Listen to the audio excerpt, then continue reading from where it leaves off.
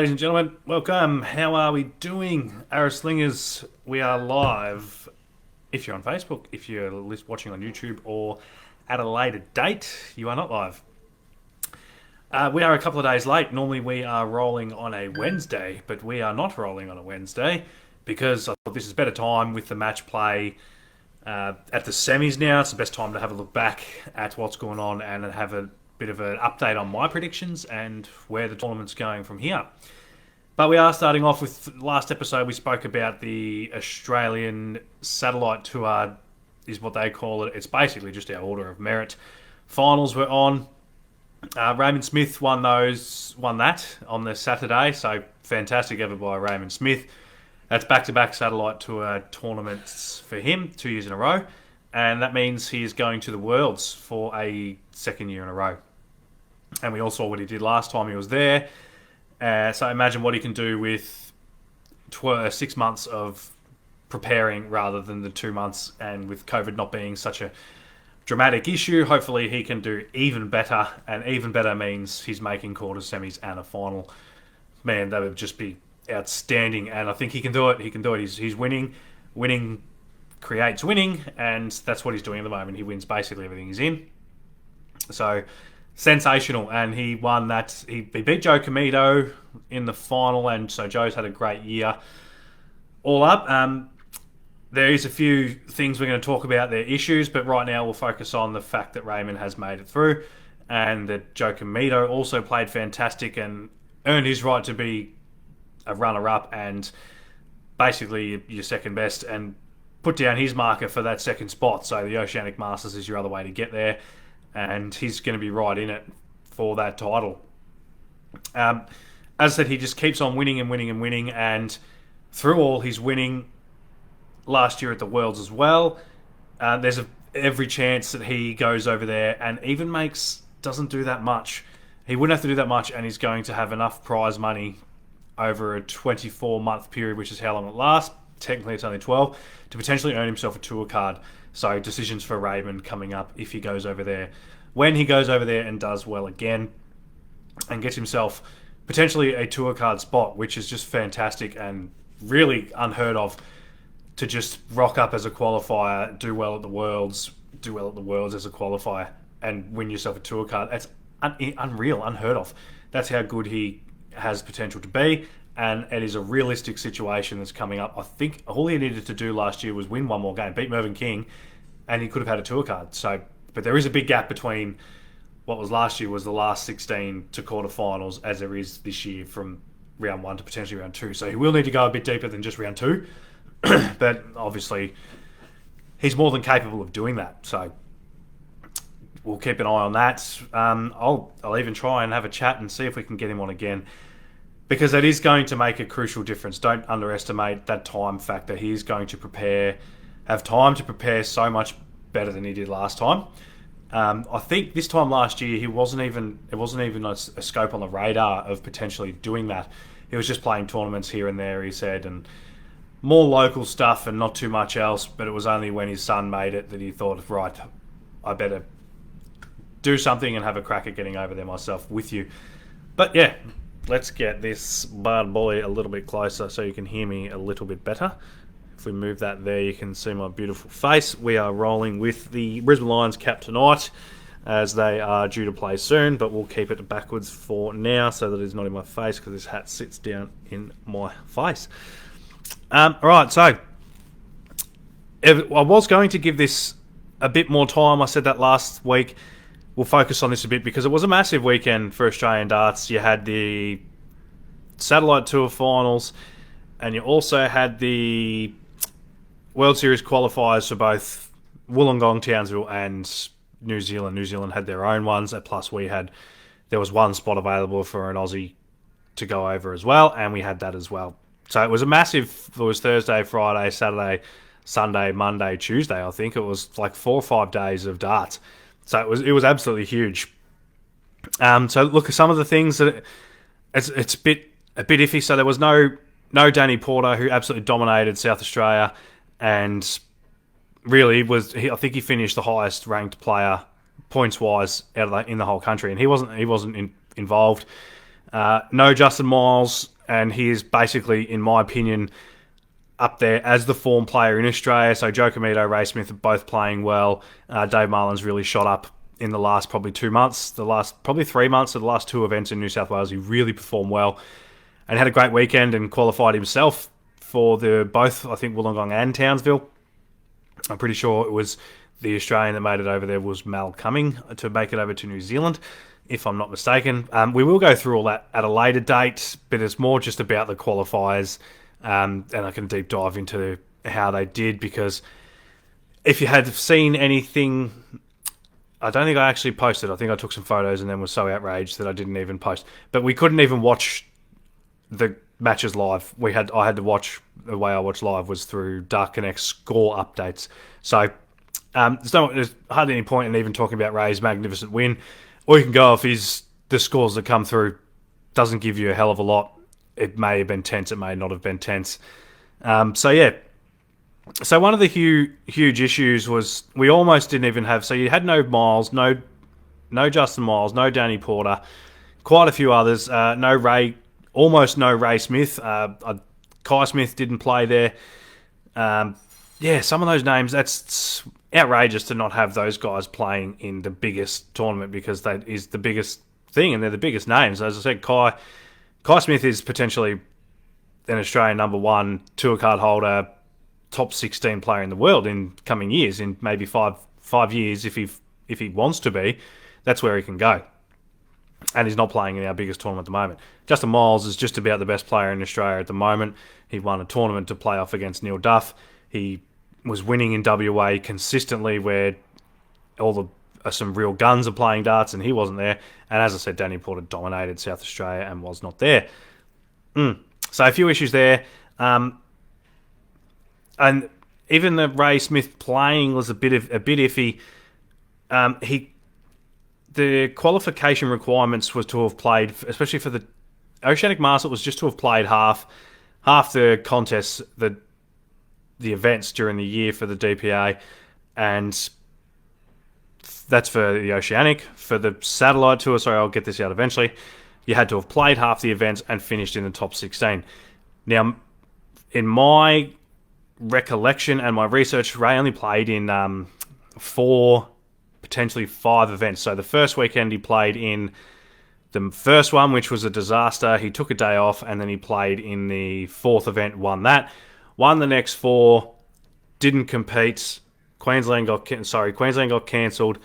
Didn't compete. So in my recollection, in my memory, he's played 4 events of 12. Does not qualify you yet. He's qualified, and they've told him he's qualified. The simple reason behind that is because they have to have the best players. They would have been told that Raymond Smith needs to be competing, and a good chance to go over, because he was fantastic for the PDC to go over there and do so well. Now, what really interests me was, well, it all really interests me. They went to set play for the semi-final and the final of that event. It had not been set play for the entire year. You could technically call it best of 1 set for a lot of it. A lot of it was best of 3 for the round robin stuff, but then the finals just went first to 6, first to 5, first to 7, some of them. But none of it was set play, and all of a sudden the last 2 games are set play. Interesting. I understand that the World Championships where they're going is set play, but to just completely change our whole system, just have set play from the start, or not set play, don't change it with 3 games to go. Crazy stuff. Right, so, but the biggest issue we had there was, this is so I've written here top 3, I reckon. You've got the the WDC, I think it's called World Darts Council, World Darts Federation, WDF, have got their stuff coming up. So you've got the Australian Open that has got some of the best playing. So Lisa Ashton is playing. She should be on the men's side of the draw, not the women's. She is that good. Neil Duff's coming over. There's a few others. Luke Littler. Raymond Smith playing in that. So that's coming over. That's a massive weekend of darts. You've got the World Series coming up as well. That's a big 2 weekends of darts in Australia. The Oceanic Masters, massive. So this is right up there because it is the qualifiers for the World Series. So that's what makes it so big, because you've got potentially 8 spots available for people to show their stuff and get up on stage and win that event. And you've got the satellite tour final on the same weekend. So this is an absolutely massive weekend of darts. And as discussed before, to watch it, I've got to view scores coming up on a screen. And that's outrageous. I've said it before, I'll say it again. I don't have to watch it, but it's on KO and I'm bored. I put it on. I've watched lacrosse recently on KO. Bowls, not even a major thing in bowls. It's called the Bowls Premier League. It's just some dudes rolling a ball. Ultimate Frisbee was on. Like, really, Ultimate Frisbee? They're all semi-interesting, and I probably would give them a go if I could run again. But it's not real sport. Not even close to what darts is. So it's crazy. And I'm pretty harsh on the DPA sometimes. I have been. But, yeah, just doesn't make sense to not have it televised. So there's dart tragics like me that would watch every second of all this stuff. We may not watch it live because you have some things to do, but you'll definitely watch it at some point in time. So to not have it available to us tragics is crazy. I'm trying to figure out what I actually mean in all this stuff. I've written here, should get more time, but I don't know what that means. Should get more time. More airtime, probably. All right. So, yeah, as I said, I've been pretty harsh on the DPA, but the combination of a couple of things have led to it not being televised. Now, I've done as much research as I can into all of this. We don't know the full story of what actually goes on, but it's pretty obvious what's actually happening in this world of darts here in Australia. So we won't name any names because it's just not quite fair to do that, and it covers my own ass, basically.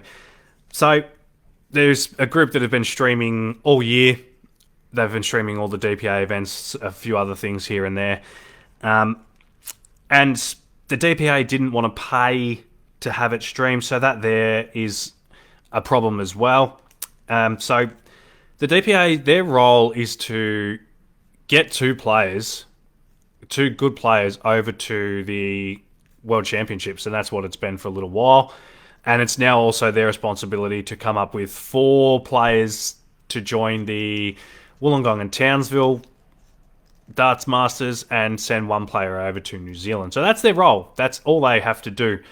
And it's quite obvious that the DPA have no intentions of pushing anything past that, which is sad, but that's all they have to do. They're gifted with the amount of talent that they have here in Australia. And a lot of players want to go over and they want to see the big stage. Like Justin Miles will come over and he'll compete at the Oceanic and hopefully win a spot over to the World Championships because that's where he belongs. We've got Ray Smith here who went over and, as we said, made the last 16 and really had Mervyn King against the ropes. Probably gets past James Wade in a quarter. Does he beat Michael Smith? I'm not too sure. I don't think so in that form that Michael Smith was in last year at the Worlds. We send a young gun over in Kai Smith, so you've got a father-son story there. So the DPA are super gifted with the talent they have knocking down the door for an opportunity. And so there's no need for the DPA to chase the opportunity and push to make this thing bigger, which it has a huge potential to be bigger. So a bit of a disappointment there that they don't want to pay to get it onto a screen and in front of some eyes. But a lot of it lays on the people that plan to stream it. To charge money to stream to Facebook is not really something that ever really happens. Facebook is somewhere where your stuff goes for free, basically. You can pay for things on Facebook, I guess, but a lot of the times it's free content, especially live videos. Well, that's what I think anyway. I believe that it's in this space, 100%. No one's signing up and paying you money to watch free darts on Facebook. So they've asked for a fee and wouldn't do it for free. Now, all that's hurting, the only person that's hurting is dart fans like myself. And there are plenty of us out here in Australia who want to watch those guns. And a lot of it's so that we can get to know them before we see them on the big stage. I want to know them all. I haven't seen Joe Comito play before, and I think he won the last spot at the Townsville Darts Masters. I've seen a bit of Mal Cumming play here and there, but not a huge amount. Kohar Kakiri, I think, won spots at both events. Have not seen a lot of him either. You want to watch these guys play. You want to see them in action before they go over, and I want to see more of Ray Smith before he goes to the Worlds again, even though we saw a lot of him and I know exactly what to expect from Raymond Smith, but I want to see what sort of form he's in before he goes over to the Worlds, because we won't see much of him between now and then. So, what are we up to? The streaming company, they know who they are if they're watching. I'd love to hear from you and get to the bottom of all this, because what's happened and why I'm telling this story is that it's not hurtful, but it's so upsetting that that's the only way we get to watch. You can click on and see darts anywhere in England at any time. It's so massive. It's everywhere. Yet here in Australia, we're just lagging behind, and it's not on. But so the people that have been streaming all year, they have been streaming the DPA events, and unfortunately they have what's called a beer shouts down the bottom, which is basically your donations to them, because they do it for free and they do it for the love. Now, I've gone back and tried to find their Facebook page, has gone walkabout, so I don't know even how to contact this group. I know one of them, but I'm going to leave it there for now, and hopefully they contact me. And we try and figure something out just to bring darts to the people is the main cause, the main reason we do all this. But to ask for beer shouts, we'll call them. That's beer shouts with the little things if you're not watching. That is people giving you money, and to say you don't make money off it, you do it for free, put the money back in, and then you go to the main big company in Australia and tell them that they need to pay you to stream. It's obviously not about the love, it's about the money. And that's just not the way the world works. Well, it is a lot of the way the world works.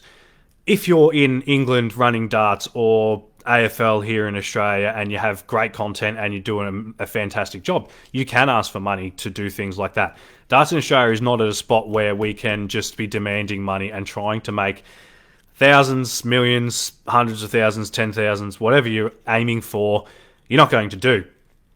I 100% am in this for the love of the sport, and my wife can probably hear me in the background saying that and going, "You're mad, it's darts, why would you, who loves darts?"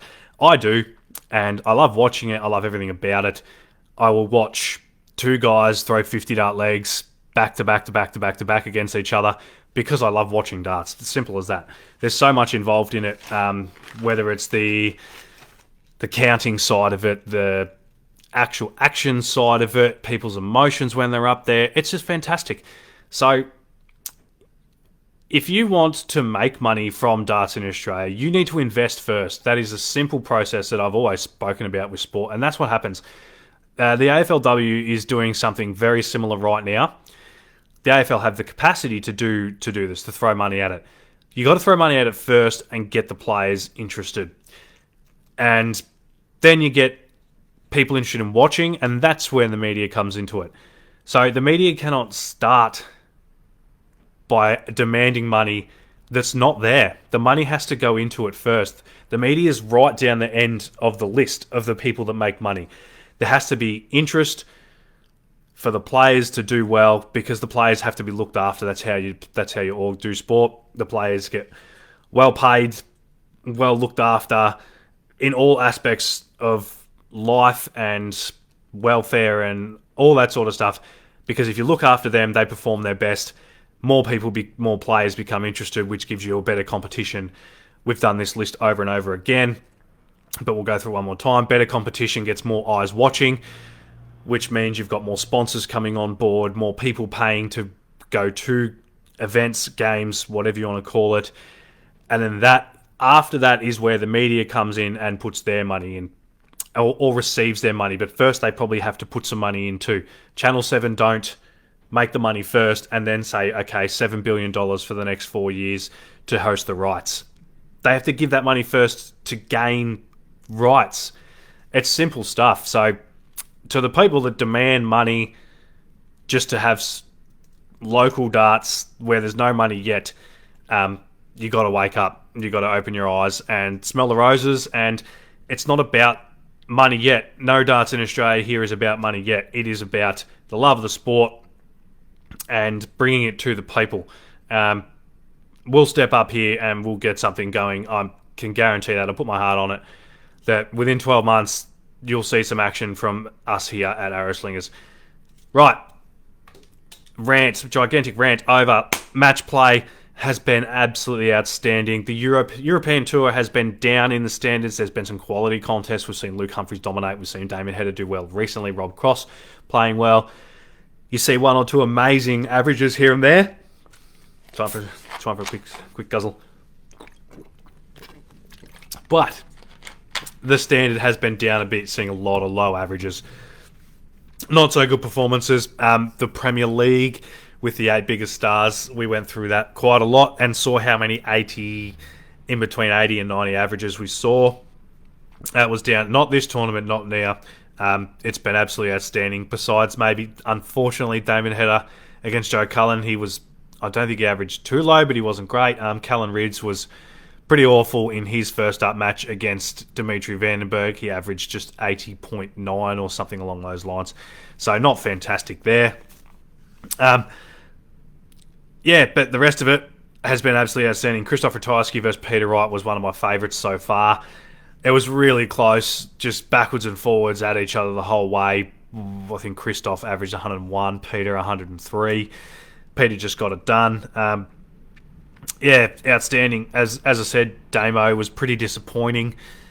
Just never got going. Joe was pretty good early on and just put him to the sword. Joe Cullen can do that. He then stunk it up the next game against MVG. Johnny Clayton couldn't really see out of his eye, so that was unfortunate for him. He wins that match every day of the week if he's 100%, and unfortunately that only comes out last minute. I only found that out. Nathan Aspinall has been fantastic. It looks like dartitis is what a few people are saying, like he's bringing his dart back and he's having to reset. I don't think it's even going that far, because dartitis is when you won't release the dart. He is struggling to bring it back to the right spot. So interesting there.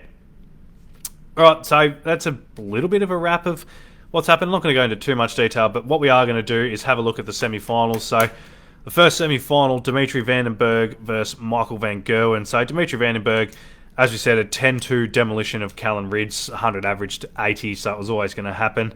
A bit of work for Callan Ridge to do to get himself back to that form that he had at the Worlds. Clinical versus Rowby John was Dimitri Vandenberg, so 11-6. Bit of a classic against Snakebite Peter Wright, 16-14. Could have really gone either way, that one. Quality standard. 102 average for Dimitri. I think Peter Wright was 99. I think Dimitri got himself to... No, Peter got to like 5-1 up. Dimitri got it back to 10-5. Peter then got it back to 12-all. So ebbs and flows left, right and centre in that one. Michael van Gerwen, he battled past Adrian Lewis with just an 89 average. He was one of the sluggish ones in the first round. Just the two 180s. There we go. But he looked amazing versus Joe Cullen. Wayne Mardle was all over Joe, saying Joe looks settled, looks so much better than Michael van Gerwen did in patches, which is just outrageous because Michael van Gerwen was by far and away the better player in this clash. It was 97 average to about 93 and was just always going to get the job done. You could see that. And then a classic against Nathan Aspinall, another absolute classic. 12 180s, 101 average. He had a 1-4-6 to win it, so triple 20, double 13. With Aspinall waiting on a very low finish, I think he was on 18, so double 9 to bring it back to a sudden death shootout, but Michael van Gerwen was able to get it done, but it's just fantastic. So he's really starting to build the green machine. I had Dimitri Vandenberg making the final. I think I'm going to back down on that statement and have Michael van Gerwen to win the first semi-final. He's got that presence about him now. As much as Dimitri's playing well, his interviews are cringeworthy, unfortunately, because he does seem like a really nice character. He's a great darts player, but cringe. But Michael van Gerwen, he's looking on top of the world. He's looking really, really good, really solid. His grouping is looking fantastic. So I think Michael Van Gerwen gets that done. We'll see how accurate I am tomorrow morning. Danny Noppert versus Gerwin Price is your other semi-final. Noppert's looked good so far this tournament. Almost unchallenged, basically. He hasn't really had any close ones. He had a 10-6 win over Brendan Dolan. That's, I think, it's close-ish as it got. I know Dirk got within 5 of him, but yeah. 100 average, 7-180, 60% on his doubles against Brendan Dolan. He smashed Darryl Gurney, 102 average, 61% on his doubles, and that was 11-4, I believe. So that's a really good performance by Danny Noppert. And 11-16, he took the win, so I should say 16-11. Over Dirk Van Dijvenbode. He's a mouthful, Dirk Van Dijvenbode. But he took care of Michael Smith, so Dirk looking pretty good at the moment. I think he's building nicely to a good second half of the year with the Grand Prix and the what's the other one? The Grand Slam coming up. I think he's going to do pretty well there. But Danny Noppert looking pretty good. If he gets his scoring going, he really is a handful. Like, he can sometimes average in that 80s, 85 to 90 mark, and against the best players, it's just not going to get the job done. But his finishing's always a strength. So if he can score well, he is an absolute handful. Gerwin Price, look, I could go on about Gerwin Price for hours at the moment.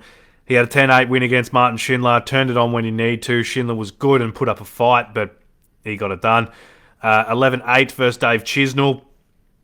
Chizzy's throw is getting outrageous. He is sometimes pointing completely to the left once he's finished throwing.